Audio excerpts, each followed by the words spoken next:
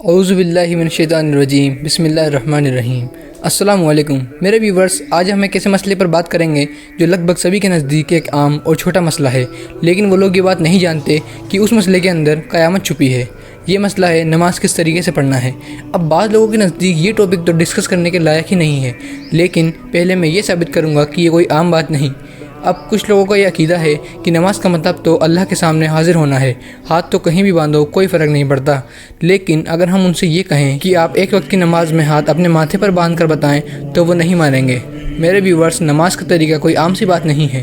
اچھا، اب مجھے بتائیے کہ ہمیں نماز کا حکم کس نے دیا؟ ہمیں نماز کا حکم قرآن میں اللہ نے دیا، ٹھیک ہے، لیکن اب اللہ نے ہمیں نماز کا طریقہ ڈائریکٹلی نہیں بتایا، تو اب ہم کس کے پاس جائیں گے؟ ظاہر سی بات ہے، امت کے پیغمبر یعنی حضرت محمد مصطفیٰ صلی اللہ علیہ وآلہ وسلم کے پاس، کیونکہ جب بھی حکم آیا تب وہ پیغمبر تھے اور اللہ پیغمبر کے ذریعے ہی ہمیں چیزیں بتاتا ہے۔ تو اب یہ بات تو کلیئر ہو گئی کہ نماز کے معاملے میں ہمیں صرف نبی علیہ السلام کی حدیث پر ہی یقین کرنا ہے اور کسی کی بات پر نہیں۔ مطلب اللہ کے حضور پیش ہونے کا بھی ایک طریقہ ہے، ایک قاعدہ ہے۔ ایسا تو نہیں ہے کہ فجر میں ہم ماتھے پر ہاتھ رکھ لیں، ظہر میں سینے پر اور عصر میں پیٹ پر، نہیں، ایسا نہیں ہے۔ خیر، نبی علیہ السلام سے نماز کے صرف دو ہی طریقے ثابت ہیں، پہلا رفع الیدین اور دوسرا وضع الیدین۔ جی ہاں، آج زیادہ تر امت جو طریقہ اپنائے ہوئے ہے وہ تو ثابت ہی نہیں ہے۔ آپ بخوبی بھی جانتے ہیں کہ میں کس طریقے کے بارے میں بات کر رہا ہوں۔ اب میں کوئی کہانی نہیں بیان کر رہا، آج یہ میں ثابت کر دوں گا کہ آج امت میں سے بہت بڑی ایک تعداد اس طریقے سے نماز پڑھ رہی ہے جو نبی علیہ السلام اور صحابہ کرام سے ثابت ہی نہیں ہے۔ میرا نام ہے یاسر پرویز اور آپ دیکھ رہے ہیں نماز کا صحیح طریقہ۔ اب سب سے بڑا اختلاف اس بات کا ہے کہ نماز رفع دین سے پڑھیں یا بغیر رفع دین سے، دونوں میں سے کون سا طریقہ صحیح ہے۔ یہ ہمیں پتہ چلے گا نبی علیہ السلام کی مبارک احادیث سے، تو تیار ہو جائیے حدیثوں کے سمندر میں ایک گہرا اور سچا غوطہ لگانے کے لیے۔ سب سے پہلے رفع دین کی حدیثیں جو ضعیف نہیں ہیں۔ اب میں ضعیف نہیں ایسا کیوں کہہ رہا ہوں، یہ انشاءاللہ آپ کو آگے معلوم ہو جائے گا۔ رفع دین کی حدیثیں ہمیں صحیح البخاری، صحیح مسلم، جامعہ ترمذی، ابو داؤد، مشکات اور بھی کئی کتابوں میں ملتی ہے۔ سب سے پہلے بخاری میں ہمیں 735 سے لے کر 739 تک ہمیں رفع دین کا طریقہ نبی علیہ السلام کی نماز کے طریقے سے ہو ملتا نظر آتا ہے۔ اس کے بعد ابو داؤد میں بھی کافی حدیثیں رفع دین کو ثابت کرتی ہیں، جیسے 721، 722، 729، 744، 747 اور 757 نمبر حدیثیں۔ اور سنن ابن ماجہ میں بھی ہمیں کافی حدیثیں رفع دین سے ملتی ہیں، جیسے حدیث نمبر 858، 859، 862، 863، 864، 866، 867 اور 868۔ اب ان میں سے سبھی حدیثیں بالکل صحیح ہیں۔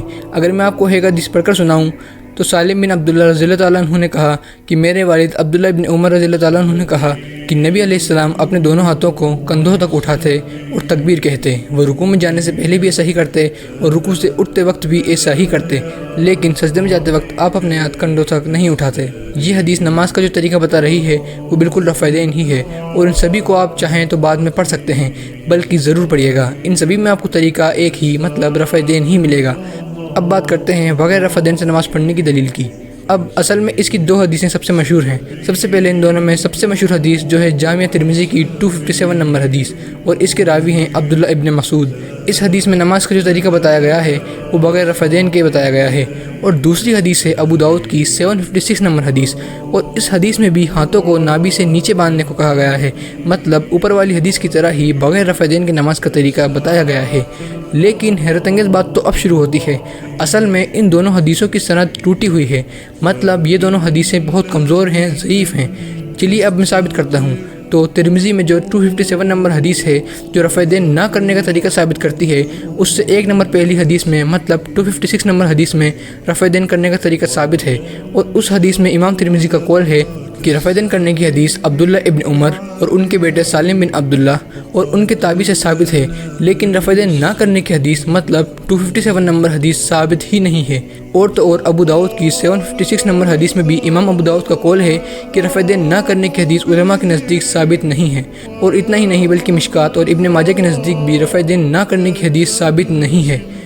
حیران کن بات ہے، جو حدیثیں صحیح ہیں انہیں لوگ فالو نہیں کر رہے، بلکہ ان حدیثوں کو فالو کر رہے ہیں جو ثابت ہی نہیں ہیں۔ بلکہ کمال کی بات تو یہ ہے کہ امام ترمذی اور امام ابو داؤد بھی رفع دین سے ہی نماز پڑھتے تھے، کیونکہ انہیں پتہ تھا کہ جو حدیث ثابت ہیں ہمیں انہیں ہی فالو کرنا ہے۔ لیکن آخر وہ کیا وجہ ہے کہ اتنی بڑی تعداد یہ چھوٹی سی بات کو سمجھ نہیں پائی؟ اس کی وجہ ہے حضرت امام ابو حنیفہ رحمہ اللہ کی نصیحتوں کو نہ ماننا۔ جی हाँ, आज जो लोग बगैर रफ़ा दीन की नमाज़ पढ़ते हैं वो रफ़ा दीन का तरीका ये कहकर ठुकरा देते हैं कि हम तो हनफी हैं और ये तरीका इमाम अबू हनीफ़ा रहमहुल्लाह का है, और ये बात बिल्कुल सही है, लेकिन ये एक गलती है।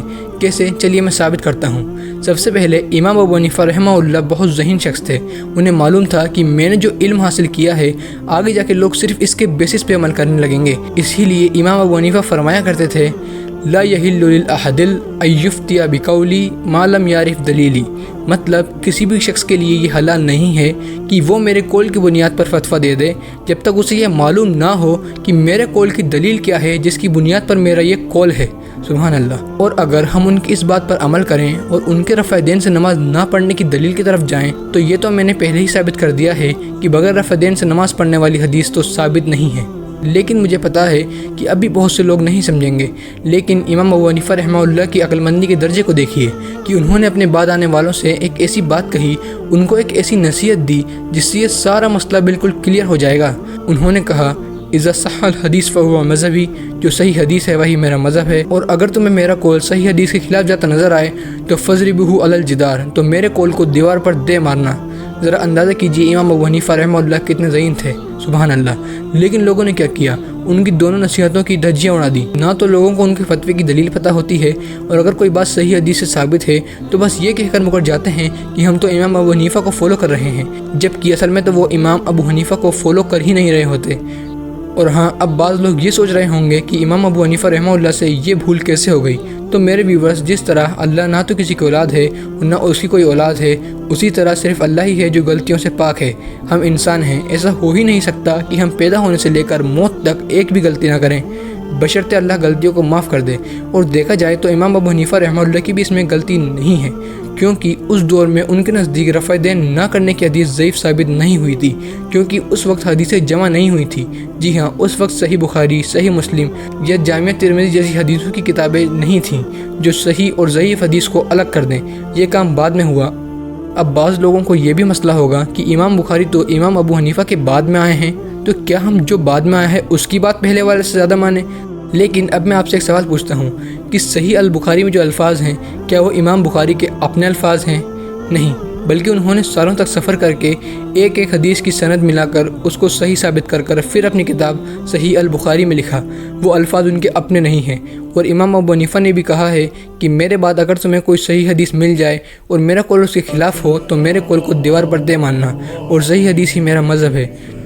तो मुझे उम्मीद है कि आपको बात समझ में आ गई होगी कि अब से आपको किस तरीके को फॉलो करना है, किस तरीके से नमाज़ पढ़नी है। और अगर आप वाकई में इमाम अबू हनीफ़ा को फॉलो करना चाहते हैं तो इमाम सफ़े अंबिया हज़रत मोहम्मद मुस्तफ़ा सल्लल्लाहु अलैहि वसल्लम को और उनके खुलफ़ाए राशिदीन रज़ियल्लाहु तआला अन्हुम अजमईन को फॉलो करें। तो ये थी आज की वीडियो। मुझे उम्मीद है वीडियो में जो बात थी आपको वो बात समझ में आ गई होगी। और अगर आपको वीडियो पसंद आए तो मैंने जो बातें कही हैं, जो रेफरेंस दिए हैं, उनको एक बार खुद ज़रूर पढ़ें। अल्लाह आप सभी को सलामत रखे। आमीन।